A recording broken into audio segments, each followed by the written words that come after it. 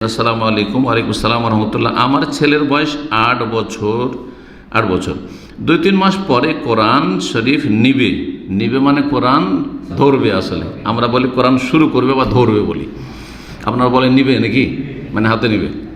এতদিন নেই নি হাতে, যে সবক নিবে। আচ্ছা চলেন, আমার আত্মীয় স্বজন সবাইকে মিষ্টি দিতে চাচ্ছি, ইসলামের দৃষ্টিতে কোনো সমস্যা আছে? কোনো সমস্যা নেই।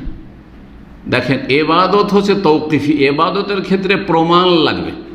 আর এটা এবাদত না, এটা মুআমালাত, লেনদেন, আদান প্রদান। যদি কেউ বলে যে শেখ আপনাকে একটা মোবাইল দিতে চাচ্ছি, কিন্তু কোরআন হাদিসের দলিল লাগবে, আছে নাকি? না দলিল লাগবে?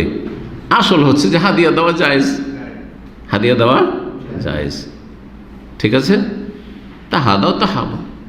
জি, শেখ আপনাকে দাওয়াত দিতে যাচ্ছি, কিন্তু আপনাকে দাওয়াত দেওয়ার কোরআন হাদিসে কোনো দলিল আছে?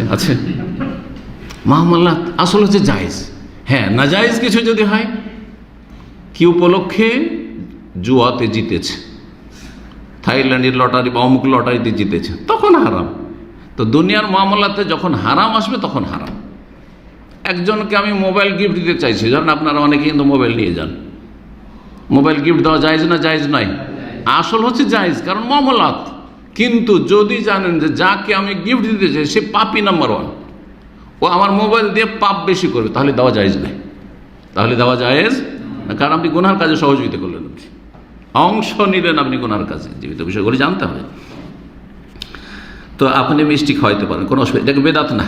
আবার কিছু চরমপন্থী মুফতি আছে, কোথায় আছেন? নবী সাল্লাল্লাহু আলাইহি ওয়াসাল্লাম সাহাবীরা তো কোরআন শিখেছেন, কোরআন শুরু করেছেন, পড়েছেন, কখন মিষ্টি খাইয়েছেন? এটা ইবাদত নাই, এটা মুআমালাত।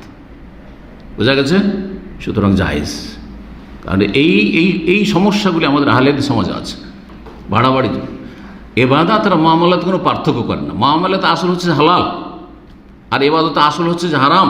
ইবাদত নতুন কিছুই করতে পারবেন যতক্ষণ পর্যন্ত প্রমাণ না পাবেন, দিতে না পারবেন। জি।